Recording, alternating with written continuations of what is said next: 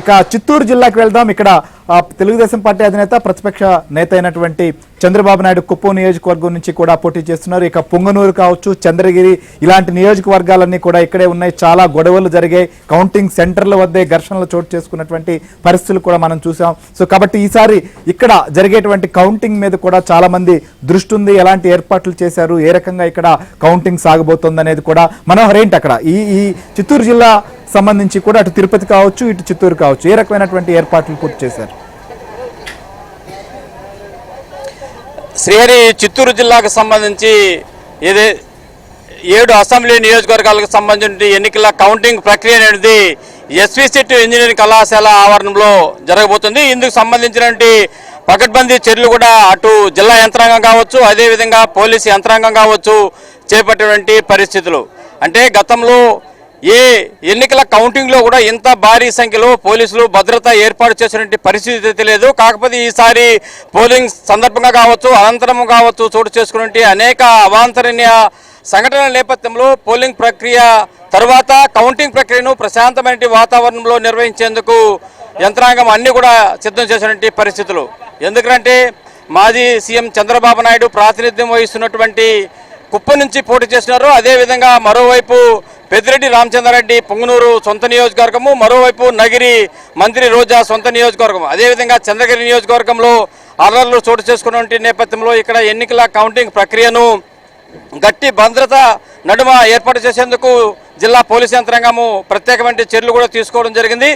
ఎందుకంటే దాదాపు ఈ కౌంటింగ్ జరిగేటువంటి ప్రాంతానికి 2 కిలోమీటర్ల పరిధిలో అటువైపు కావచ్చు, ఇటువైపు కావచ్చు ఎలాంటి వాహనాలు కూడా అనుమతించలేదు. అదేవిధంగా ట్రాఫిక్ను కూడా పూర్తిగా డైవర్ట్ చేసినటువంటి పరిస్థితి. మరోవైపు ఎక్కడ కూడా జిల్లా వ్యాప్తంగా కూడా ఎలాంటి అవాంతరాలు చోటు చేసుకోకుండా ప్రత్యేకించి ఈసారి క్యూఆర్టీ టీంలు అంటే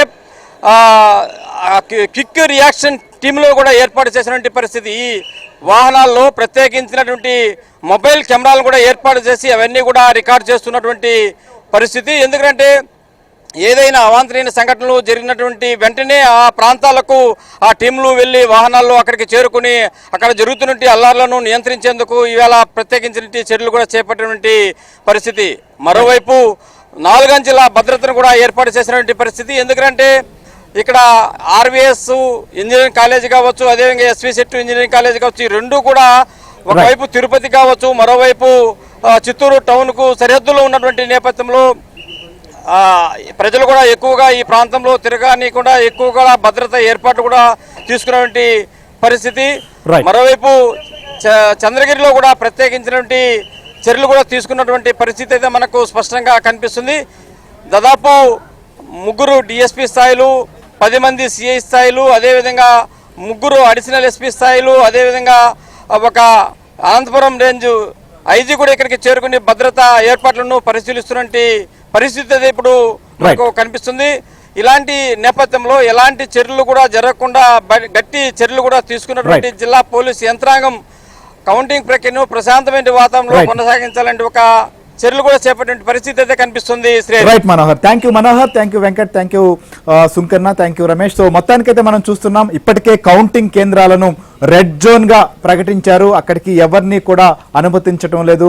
గట్టి బందోబస్తును ఏర్పాటు చేసినటువంటి పరిస్థితి మనం చూస్తున్నాం. ఇంకోవైపు కౌంటింగ్ ఏజెంట్లు కావచ్చు, అభ్యర్థులు కూడా సిద్ధమవుతున్నారు. ఉదయం తెల్లవారుజామున 5 గంటలకే కౌంటింగ్ కేంద్రాల వద్దకు వాళ్ళ యొక్క ఐడెంటిఫికేషన్ కార్డుతో రాబోతున్నటువంటి పరిస్థితి. ప్రత్యేకించి వారికి కొన్ని నిబంధనలు కూడా రూపొందించారు. ఖచ్చితంగా ఎవరైతే అభ్యర్థి కావచ్చు వారి తరపున జనరల్ ఏజెంటు, తర్వాత వారిద్దరూ లేని సమయంలో రిలీవర్ను మాత్రం వాడుకునేటువంటి వెసులుబాటు కూడా కనిపించారు. అయితే ఎవరు గెలవబోతున్నారు, ఏ పార్టీకి ఎన్ని స్థానాలు దక్కబోతున్నాయి, ఎవరు అధికారంలోకి రాబోతున్నారు అనేటువంటి అన్ని ప్రశ్నలకు కూడా కేవలం 14 గంటల సమయంలో మనకు సమాధానం దొరకబోతోంది. విస్తృతమైనటువంటి నెట్వర్క్తో minute to minute live update కూడా ఏబిఎన్ అందిస్తూనే